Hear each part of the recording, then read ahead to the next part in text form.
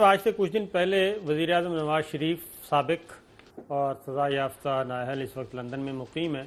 उन्होंने एक बात की, उन्होंने अपने कुछ रहनुमाओं से कहा कि आप टेलीफ़ोन पर गुफ्तगू की थी और उन्होंने कहा था कि आपने अगली हिदायत बराह रास्त मुझसे लेनी है या फिर मरियम बीबी से रब्ता रखना है और किसी किस्म की कोई ऐसी एक्टिविटी जनरेट नहीं करनी, कोई बड़ी एक्टिविटी। और पीपल्स पार्टी को भी आपने ज़रा गो स्लो पे रखना है, उनको जवाब भी नहीं देना।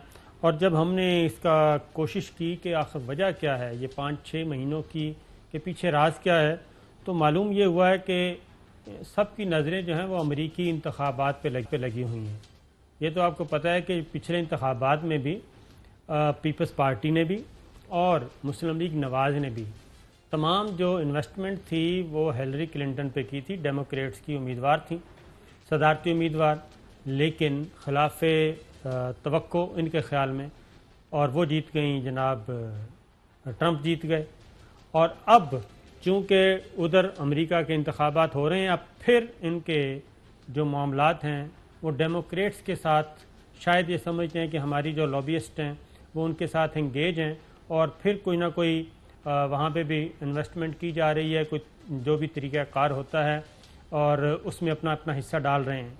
तो ये इंतज़ार कर रहे हैं अमरीकी इंतखाबात में ट्रंप हारे, जो बाइडन जीते और डेमोक्रेट्स आ जाएं और उसके बाद हमारा रास्ता ज़रा बेहतर हो सकता है, क्योंकि इस वक्त जो प्रेसिडेंट ट्रंप के साथ, उनके दामाद के साथ जुल्फ़ी बुखारी के मरासिम हैं, इसमें कोई ढकी छुपी बात नहीं है। और ये समझते हैं कि प्रेसिडेंट ट्रंप के होते हुए उनकी दाल गलने वाली नहीं है।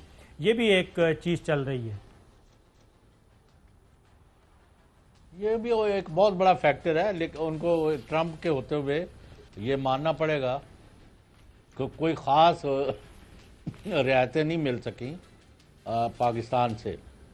और पाकिस्तान ने बहुत बड़ी कामयाबी हासिल की है कि अमेरिका को अफ़गानिस्तान की वजह से जो ज़रूरत थी पाकिस्तान की, उसका पाकिस्तान ने अमेरिका के साथ अपने ताल्लुकात में बेहतरी लाने के लिए बड़ी हद तक कामयाबी हासिल की है।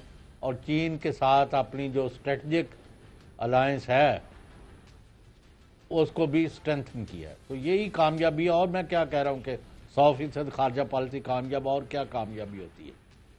तो ये सारा इन्हिसार फिर इनका अमेरिकन प्रेसिडेंशियल इलेक्शन पे है। उस वक्त तक ये मैं कह रहा हूँ कि नवंबर तक ये इसी तरीके से चलते रहेंगे, टुक टुक लगी रहेगी इनकी।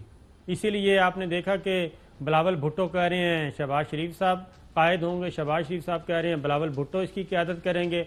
और उसके बाद एक और भी सॉट अगर वो मिल जाए, उसमें ये कह रहे हैं कि जनाब अभी ईद के बाद रहबर कमेटी का इजलास होगा, रहबर कमेटी के बाद फिर उनकी तजावीज़ आएंगी तो फिर उसको फिर APC में रखा जाएगा, फिर APC होगी।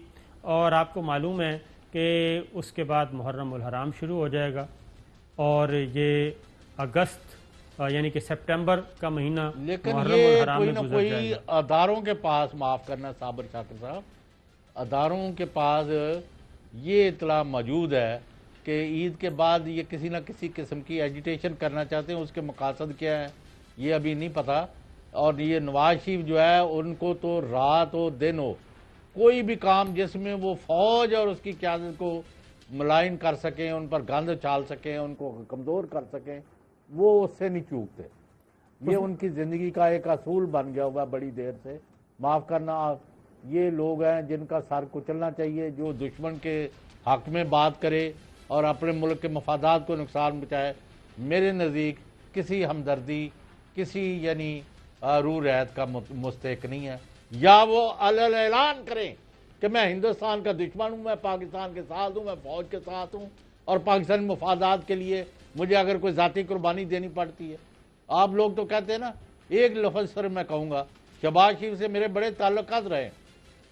तो एक दिन उनको मैंने कहा कि आप नवाज शरीफ साहब से कहें कि वो पाकिस्तान के मफाद में ऐलान कर दे कि मैं तमाम असासे और अकाउंट्स वहाँ से लिक्विडेट करके पाकिस्तान लेके आता हूँ, ख़्वाह मैंने किस तरह भी पैसे कमाए हैं। उन्होंने ये करेंगे गल, आज नहीं, वो आज नहीं आना, वो क़यामत तक नहीं आना। बिल्कुल ठीक है। चौधरी साहब, अपोजिशन के पास क्या क्या ऑप्शन है और ईद के बाद वो क्या क्या करेंगे, ये हम आपको बताएंगे इंशाअल्लाह।